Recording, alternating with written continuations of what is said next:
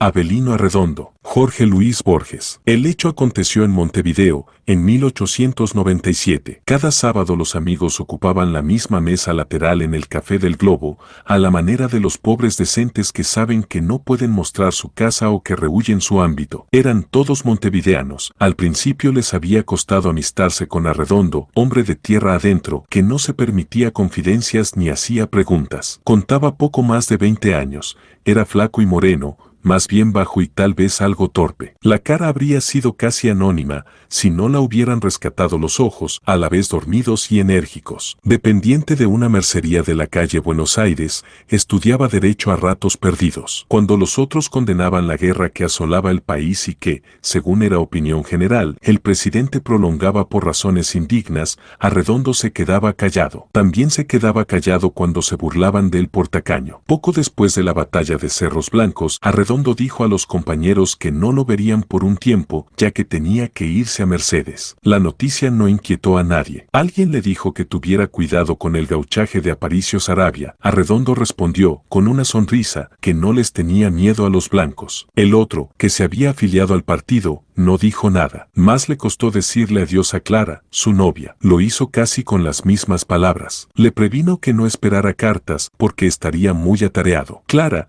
que no tenía costumbre de escribir, aceptó el agregado sin protestar. Los dos se querían mucho. Arredondo vivía en las afueras. Lo atendía una parda que llevaba el mismo apellido porque sus mayores habían sido esclavos de la familia en tiempo de la Guerra Grande. Era una mujer de toda confianza. Le ordenó que dijera a cualquier persona que lo buscara que él estaba en el campo. Ya había cobrado su último sueldo en la mercería. Se mudó a una pieza del fondo, la que daba al patio de tierra. La medida era inútil, pero lo ayudaba a iniciar esa reclusión que su voluntad le imponía. Desde la angosta cama de fierro, en la que fue recuperando su hábito de cestear, miraba con alguna tristeza un anaquel vacío. Había vendido todos sus libros, incluso los de introducción al derecho. No le quedaba más que una Biblia, que nunca había leído y que no concluyó. La cursó página por página, a veces con interés y a veces con tedio, y se impuso el deber de aprender de memoria algún capítulo del Éxodo y el final del Eclesiastés. No trataba de entender lo que iba leyendo. Era librepensador, pero no dejaba pasar una sola noche sin repetir el Padrenuestro que le había prometido a su madre al venir a Montevideo. Faltar a esa promesa filial podría traerle mala suerte. Sabía que su meta era la mañana del día 25 de agosto. Sabía el número preciso de días que tenía que trasponer. Una vez lograda la meta,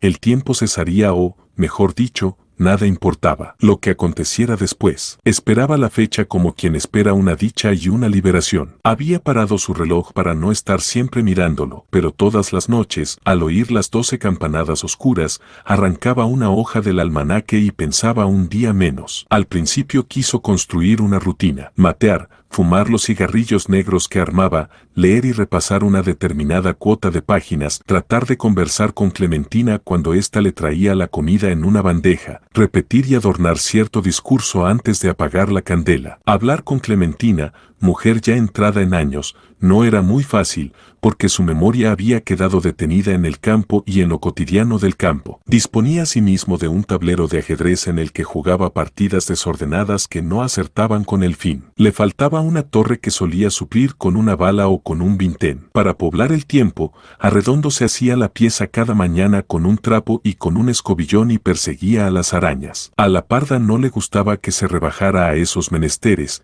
que eran de su gobierno y que, por lo demás, él no sabía desempeñar. Hubiera preferido recordarse con el sol ya bien alto, pero la costumbre de hacerlo cuando clareaba pudo más que su voluntad. Extrañaba muchísimo a sus amigos y sabía sin amargura que estos no lo extrañaban, dada su invencible reserva. Una tarde preguntó por el uno de ellos y lo despacharon desde el zaguán. La parda no lo conocía. Arredondo nunca supo quién era. Ávido lector de periódicos, le costó renunciar a esos museos de minucias efímeras. No era hombre de pensar ni de cavilar. Sus días y sus noches eran iguales, pero le pesaban más los domingos. A mediados de julio conjeturó que había cometido un error al parcelar el tiempo, que de cualquier modo nos lleva. Entonces dejó errar su imaginación por la dilatada tierra oriental, hoy ensangrentada, por los quebrados campos de Santa Irene, donde había remontado cometas, por cierto petizo tubiano, que ya habría muerto, por el polvo que levanta la hacienda, cuando la arrean los troperos, por la diligencia cansada que venía cada mes desde Fray Bentos con su carga de baratijas, por la bahía de la Agraciada, donde desembarcaron los 33, por el hervidero, por Cuchillas, montes y ríos, por el cerro que había escalado hasta la Farola, pensando que en las dos bandas del Plata no hay otro igual. Dao Cerro de la Bahía pasó una vez al Cerro del Escudo y se quedó dormido. Cada noche la virazón traía la frescura, propicia al sueño. Nunca se desveló. Quería plenamente a su novia, pero se había dicho que un hombre no debe pensar en mujeres, sobre todo cuando le faltan. El campo lo había acostumbrado a la castidad. En cuanto al otro asunto, trataba de pensar lo menos posible en el hombre que odiaba. El ruido de la lluvia en la azotea lo acompañaba. Para el encarcelado o el ciego, el tiempo fluye aguas abajo, como por una leve pendiente. Al promediar su reclusión Arredondo logró más de una vez ese tiempo casi sin tiempo. En el primer patio había un aljibe con un sapo en el fondo. Nunca se le ocurrió pensar que el tiempo del sapo, que linda con la eternidad, era lo que buscaba. Cuando la fecha no estaba lejos, empezó otra vez la impaciencia. Una noche no pudo más y salió a la calle. Todo le pareció distinto y más grande. Al doblar una esquina,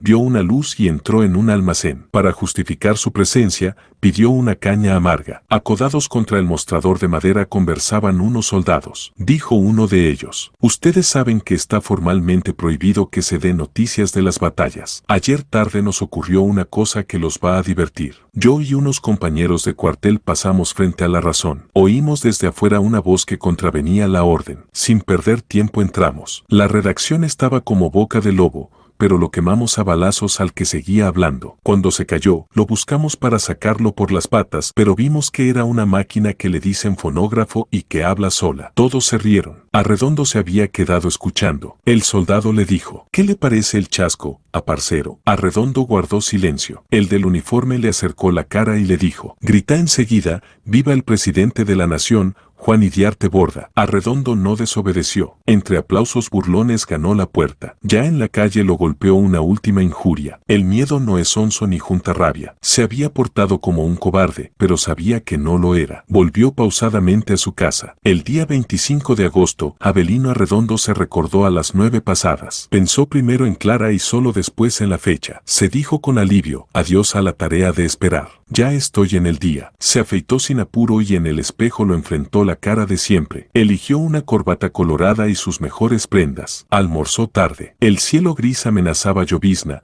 Siempre se lo había imaginado radiante. Lo rozó un dejo de amargura al dejar para siempre la pieza húmeda. En el zaguán se cruzó con la parda y le dio los últimos pesos que le quedaban. En la chapa de la ferretería vio rombos de colores y reflexionó que durante más de 2 meses no había pensado en ellos. Se encaminó a la calle de Sarandí. Era día feriado y circulaba muy poca gente. No habían dado las 3 cuando arribó a la plaza matriz. El Tedeum ya había concluido. Un grupo de caballeros, de militares y de prelados, bajaba por las lentas gradas del templo. A primera vista, los sombreros de copa, algunos aún en la mano, los uniformes, los entorchados, las armas y las túnicas, podían crear la ilusión de que eran muchos. En realidad, no pasarían de una treintena. Arredondo, que no sentía miedo, sintió una suerte de respeto. Preguntó cuál era el presidente. Le contestaron: «Ese que va al lado del arzobispo con la mitra y el báculo». Sacó el revólver e hizo fuego. Iriarte Borda dio unos pasos,